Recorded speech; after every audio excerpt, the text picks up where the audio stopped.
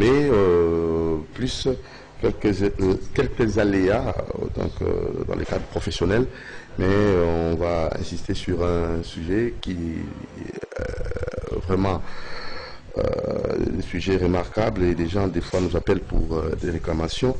Révocation irrégulière au sein des entreprises publiques et privées.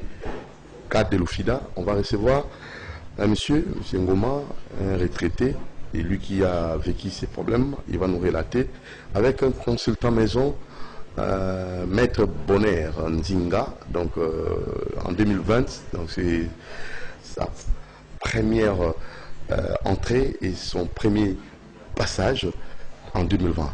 Alors, sans plus tarder, sujet du jour. Et je vais d'abord vous rappeler que vous nous suivez de partout. Vous êtes à Brazza, vous êtes à Kinshasa. Et aussi, si vous voulez bien remercier l'Éternel, qui est notre Dieu, omnipotent, omniscient, omniprésent, la parole s'est fait chère. Il y a un cadre bien aménagé qui vous reçoit régulièrement et qui va vous recevoir aussi. Sur l'avenue Suisse 42 bis à Lipen, cité des ossements, maison de la prière, je me suis bienvenu en Simba dans Ansel. Je crois que c'est vraiment intéressant pour prier et remercier l'Éternel. Alors, on va aussi, avec le temps, vous donner en fait, vous accorder cette chance-là d'apprécier les quatre. Donc, on va vous illustrer ça. Vous allez voir que c'est vraiment important d'aller prier à Lupen, cité des ossements, maison de la prière, un beau cadre. Donc, et s'il a bien ressemblé, oui, ressemble là, il ressemble là, n'importe où. Oui, tu dis que Dieu est partout, il est omnipotent, omniscient, omniprésent, mais il y a aussi des cadres appropriés pour prier calmement. Alors, place à notre sujet du jour.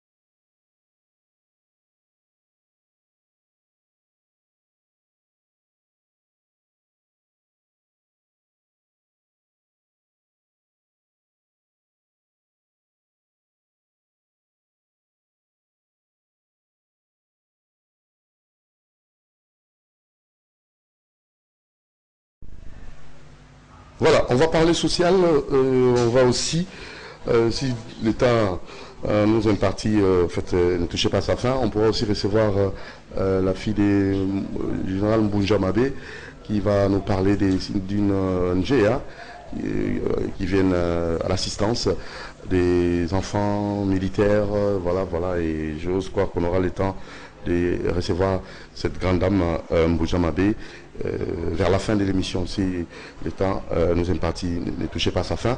Donc vous allez devoir aussi avoir des plus amples informations concernant cette ONG. Voilà, alors très rapidement, bonjour Maître Bonner. Bonjour Doudou Montiri, bonjour à tous les téléspectateurs, je dirais, de Canal Congo Télévision, fidèles téléspectateurs, bien principalement de la matinale et toute l'équipe qui vous accompagne ce matin. Très bien. Alors, révocation régulière au sein des entreprises publiques et privées aussi. Est-ce que vous êtes avocat, vous êtes dans cet appareil judiciaire? Est-ce que vous recevez des pareils cas très souvent? Oui, il est évident que en droit congolais, le droit de travailleur est totalement garanti par notamment le code du travail qui date de 2002. Mais hélas, ces droits ne sont pas protégés par l'État lui-même qui devrait assurer l'application stricte de différentes lois qui sont en vigueur en République démocratique du Congo, dans ces secteurs principalement. Mais vous remarquerez, quand vous l'avez dit, que dans votre sujet, vous parlez des révocations irrégulières. Vous allez peut-être dire que pourquoi ces thèmes, mais ceux qui nous suivent à la maison se retrouvent dans ces thèmes. Le cas, vous l'avez cité ici, mais je ne saurais peut-être pas revenir dessus, mais je vous dis que comme technicien droit, il y a 2 personnes qui se plaignent de ces faits tous les jours. Mon père, même, je vous dirais que mon père était victime de cela. Personnellement, je suis allé faire les droits parce que mon père avait été licencié abusivement. Et c'est la raison d'être, justement, de ma présence au sein de la faculté de droit. Ça, c'est une parenthèse. Mais je reviens pour aborder votre question en disant que ces cas est fréquent à Kinshasa, d'une manière particulière, mais en République démocratique du Congo, d'une manière générale. Donc, il est vrai que les travailleurs ne sont pas protégés, bien que protégés sur le plan législatif, mais sur le plan pratique, les travailleurs sont beaucoup plus victimes de révocation, de licenciements, parfois qui ne respectent pas de normes. Parce qu'il faut le dire, nul ne peut être révoqué sans qu'il puisse être préalablement entendu. Encore qu'en matière de travail, Doudou Montiri, il faut savoir qu'il y a une procédure qui est organisée, dont notamment le conflit devrait être préalablement être soumis à l'examen auprès de l'inspecteur du travail. Du ressort, ça c'est une manière générale. Je ne vais pas revenir sur le cas spécifique de certains agents de l'État qui sont régis par des statuts aussi spéciaux. Mais je reste dans le cadre général pour vous dire que pour la plupart des cas, et les inspecteurs du travail, et tous ces gens qui sont appelés à régler le différend qui oppose l'employé et l'employeur, généralement c'est la partie économiquement forte qui prédomine. C'est-à-dire que la partie qui est ici dans les cas l'employeur se permet justement à influencer, vous voyez, la gestion de ces litiges. C'est ce que nous connaissons beaucoup plus. Vous verrez que le dossier est totalement clair, mais les juges, par exemple, en matière de travail, est dans l'impossibilité de dire véritablement les droits parce que les juges se retrouvent quelque part. C'est en fait la difficulté que nous connaissons entre autres. Très bien. Alors, très rapidement, nous allons recevoir un cas. Donc, M. Ngoma, un agent, ex-agent de l'OFIDA, et qu'on a licencié et surtout abusivement révoqué de façon irrégulière. Et c'est un cas palpable. Et vous allez suivre très rapidement ces dossiers. Et tout le monde n'a pas Mbotenayo a expliqué que le quota lingala na kimia nyos. Bon. Bonne nous autres malades bonne année. Bonne année penza na pesi bino sur le kona kuti bino penza tu malade na sepeli mingi. Mais la monde est à l'aise hein ta ba révoquer yo nous vivons non. Naza ko vivre na ndenge ya pasi mais naza ne sembo parce que naza na droit na ngana ebi na kozwa mbongo na ndai. Ah, et c'est moi nous allons elikia. Elikia rapport juridique kati makambo te ko sinyo surtout ba kusala kana sima ko komela kana na sima rapport juridique ba bombi rapport ba lingi ba lo ba yamote ba lo ba kama. Le monde est sur nous à kati na yo. C'est tout ça na état de droit. L'état de droit. Peu le quoi ba sala on a citoyen congolais hein. Alinga qui na retraite atika dossier. Il faut ba interpeller. Citoyen congolais. Ba notifier. Voilà, très rapidement tu nous expliquer biso.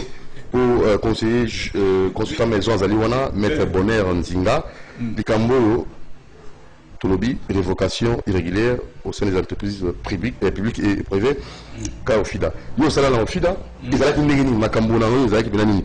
bibisa biso limbola biso motif ya révocation na ezalaki nini penza. Bon motif penza révocation nanga ezalaki ndenge bango balobi po koseka yo moko complicité de fraude douanière nga banotifie nga na révocation na notification de préavis de retraite numéro 5 oyo ezalaki akoliti nanga numéro 4 mais ntango bakonotifie mpo bakokima rapport wana banotifie akoliti nanga comme agent de l'OFIDA na 2009 banotifie nga te bakimaka nga toujours mpo nani mpo bayebi eza dossier ya mbongo bavisaki nga te.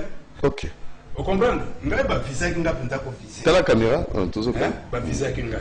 Alors sikasikoyo ngai bazilisi nga ti nini ntango ya DGDA babandi okomela nga mikanda peut-être révoquer la DGDA nga nasala na DGDA tala lokuta ya ndenge wana eza komonana ka ezali mise en scène nga nasali na DGDA banani na 2009 nga na retraite na 2005 sikasikoyo bakonotifie nga nini na lettre ya DGDA comme baza ya DGDA nga nasali na DGDA te. donc la révocation na yo bakomi agent de DGDA na révocation parce que na moni awa obimi la retraite na ofida na 2005 ndenge DGDA créé en 2009 a clôturé dossier ou la révocation yango nde ndikamona kokamwa te ntango barévoke nga na ofida na bimi retraite nanga barévoke nga eke na commissaire de recours commissaire de recours asilisi esili bakoki bakomisi mokanda mosusu bango bakomaka na nsima te yakimi commissaire de recours abandi okomelanga makambo comme agent de la DGDA balettre oyo ezali non juridique oyo baza komelanga il faut yebaka bien non juridique epasaki na commissaire de recours te babombi oyo epasaki na commissaire de recours nga nakotaki oyo mikanda eza kolakisa baescamonte yango bango bakosendako mosusu scamontage nango olingi eloba nini mikanda bango bakomeli nga na nsima avec la signature ya PD na nini en mission congé déjà congé il y a 2 jours moto mosaka no signer document important na déontologie administrative ezalaka signer na titulaire moto mosaka ko signer te. Dans 2 jours, mon taquet pour moi, signer mon canal, c'est la tricherie. En mission, certificat de fin de service, Bassali Ango, papa. Certificat de fin de service, Bakomi, signé par la DG adjoint. La DG adjoint, la DG en mission. La DG en mission. Et comme nous avons un FIDA, la DGDA, on a la salité, Babano Komiranga, Mikanda, Nabango, non juridique et non conventionnel. Mikanda, vous allez mikandango ezali awa baletre yango ezali awa bakomaki nini kuna lettre yango donc makambo oyo kosalema yo ozali na retraite mikanda oso bakotindelanga naza na retraite nebi te ndenge bango bakotindelanga mikanda yango date nango après la retraite mokanda yango bango na retraite ezali te donc makambo oyo esalemi yo oza na retraite na retraite mpenza. est ce que consultant maison Bonaye Nzinga après retraite makambo bekolanda. Ce qui est vrai est que tout notre komituna ezali que pona nini makambo wana eko loba makaka sima ya retraite na yini tango azalaki kosala tango azalaki actif pona nini balobelaki yango te yango komituna parce que ils avouent que ceux qui se rendent compte que batin baouti continue na retraite mais que okimi na mbongo ya kesi ya l'État okotuna yo okolandela yo pona par exemple détournement to raison mosusu ba bloquer traitement na mais problème eza na niveau wana te ezali que azalaki permanent pe selon mikanda oyo namoni aza engagé depuis 1966 malheureusement faut se rendre compte que na date ya notification na oyo basali ye pona koloba ke balongoli ye na mosala to barevoke ye date au bâti na musala na kati ya document wana ezali date ya engagement na ite soko moni na kati ya mikanda bakomi 1989.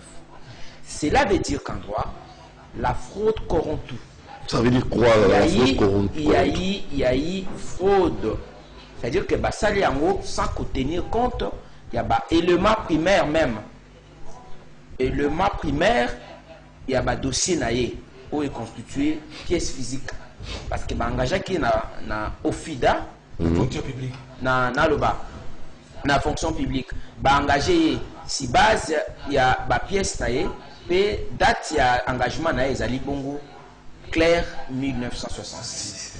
Donc problème ezali kende kodudu oui et lingi koloba tout simplement que urgence ezala quitté parce que balinga qui va entendre calmement et après ça va donner certainement qu'avant va attendre bango va réunir déjà ba élément parce que ce qui va apporter accusation après que Azali bongo entre autres dans le bas hauteur il y a infraction il y a fraude douanière.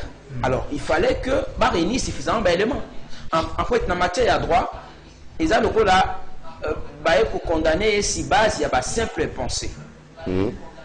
Et ça tout à fait paradoxal. Bango bakani si était à ça là qui parce que kanisa n'est ni surtout le babon point de Kodoudou parce que même date engagement na bango ba bien ngoté. Do ba bien kutu bala muningi. Et ni ko le baké mutu baza ko condamner parce que ce ko tal musika na kati ya pièce ça nango rapport il y a commission juridique au ba entendant qui est encore que va attendre après qu'Azaki déjà retraité tant on va se rendre compte que Azaki tout à fait innocent va établir rapport définitif pour établir dans le bas traduire innocenceté naé donc disculper n'a fait au balandela qui est ba moko rapport wanezali établi na commission juridique ça veut dire que ce qui décision est quoi na droit ba le canon bis in idem ce qui ba kati makambo bazongela ka susu makambo wana te décision et mis la commission juridique parce que c'est l'organe habilité pour entendre peut rendre rapport final dans l'instance supérieure ce qui va rendre déjà décision parce que juste na musala musu akosala alors ils allaient payer dans le koloba tout à fait inconcevable que malgré décision de la commission juridique et que disculper pour la koloba conformément à Bokani Saki que papa Ngoma Azali auteur de fraude douanière après enquête ils ont établi qu'Azali innocent par conséquent va réhabiliter na ba droit naé réhabilitation à ba droit naé notamment il y a kezala bénéfice il y a passion naé il y a retraite dans le ba droit non Azali inaliénable vis-à-vis na loyal service ou à rendre na au FIDA. Donc il y a peut-être sens il y a réflexion nanga au regard ya badonné na zana yango pour na ko le bande Kodoudou pour na comprendre tout simplement que procédure il y a papa il y a révocation il y a papa ils a dit tout à fait irrégulière et illégale parce que jusqu'à la preuve du contraire ba ko justifier te pour na nini bazo ko PC ba droit na été. Donc tel le papa ko zelo ko monter. Il est là na za ko zelo ko mo côté. Ba blokanga notification ba pesa nga ya fraude douanière wana. Bikambo vous allez ko reconnaître te. Te, au moins pas le complicité, moto azali complice n'a pas notifié comme agent de l'OFIDA en 2009. Mais pas notifié comme agent de la DGD. Il y a complicité azali ne sais pas wa no ba yo mo. Si vous ça complicité azali pas. Si vous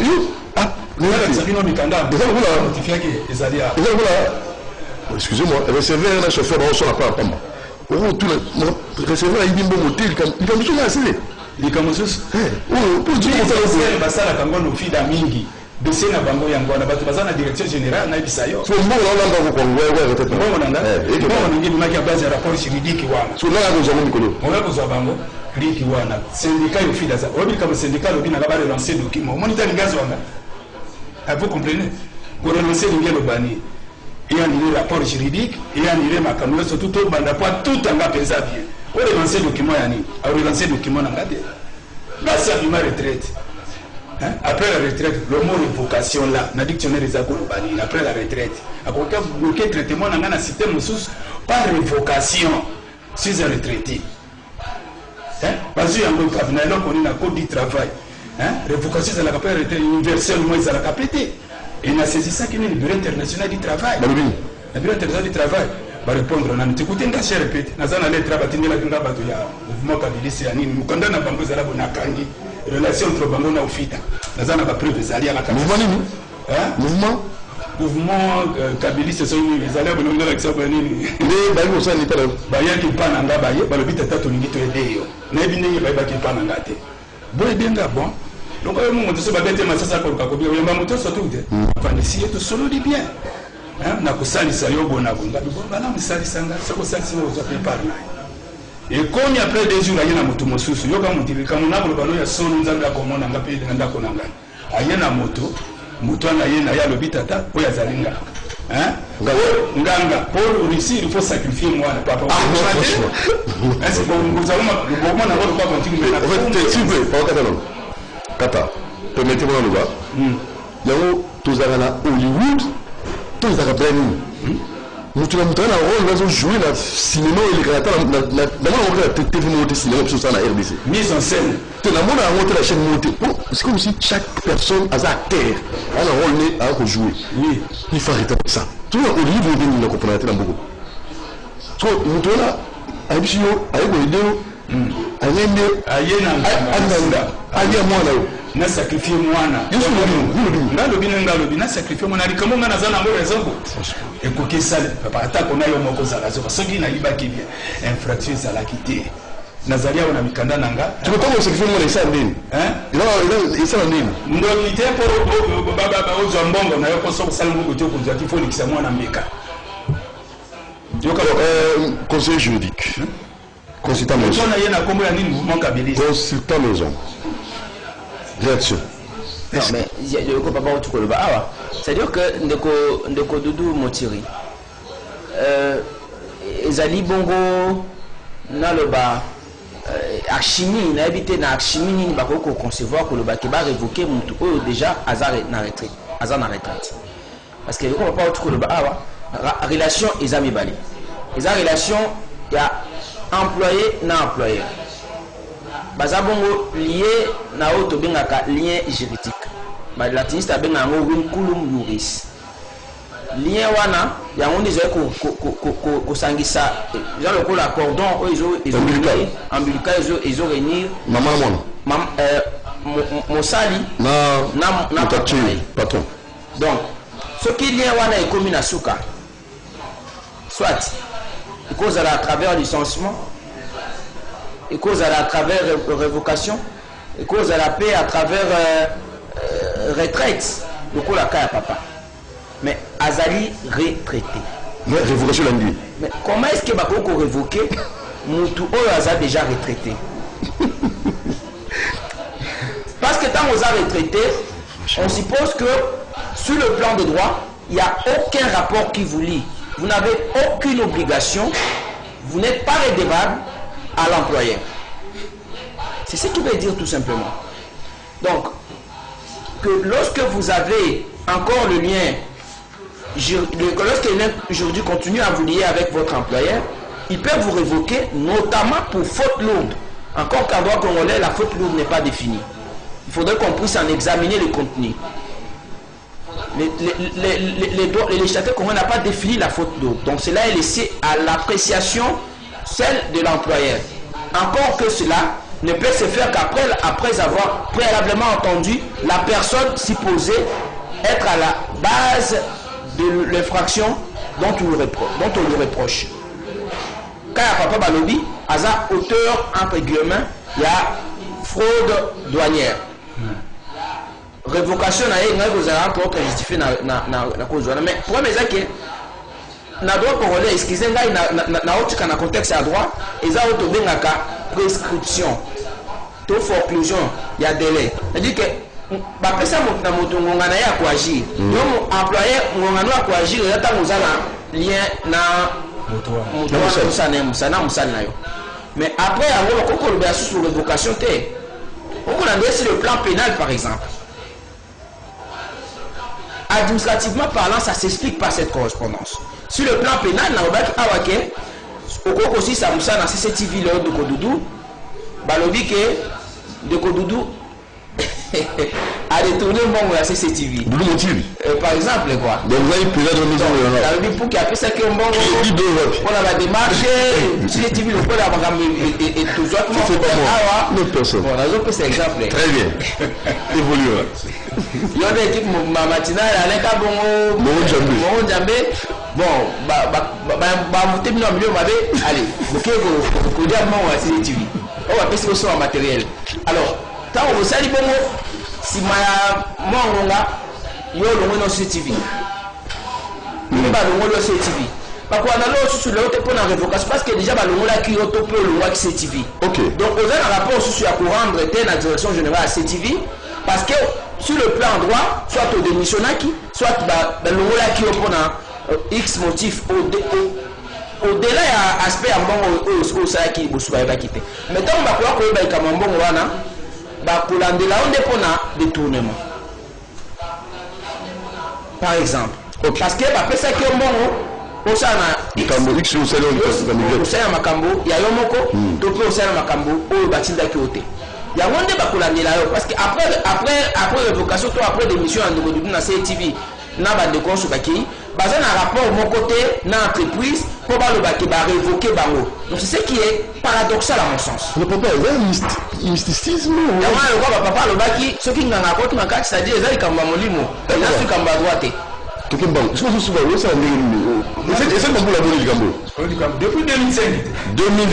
na commis mikandamba la mingi na tango fido pendant 4 ans qui bazilika ka DGD ya koma DGD ya ko sanini na lobi a révoqué la gestion na règlement d'administration ya yé o ça depuis 2011 na ça bimana l'article 71 70 ya convention collective ya ofida et je me suis na tango DGD ya ndengeni papa.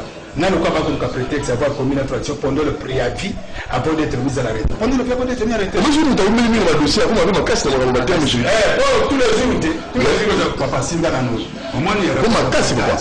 Où le bois n'a tindaki, Motonaye, papa, quoi que nous ça la constat. Pendant le préavis, il y a une peu de déclaration de Nazana Moti.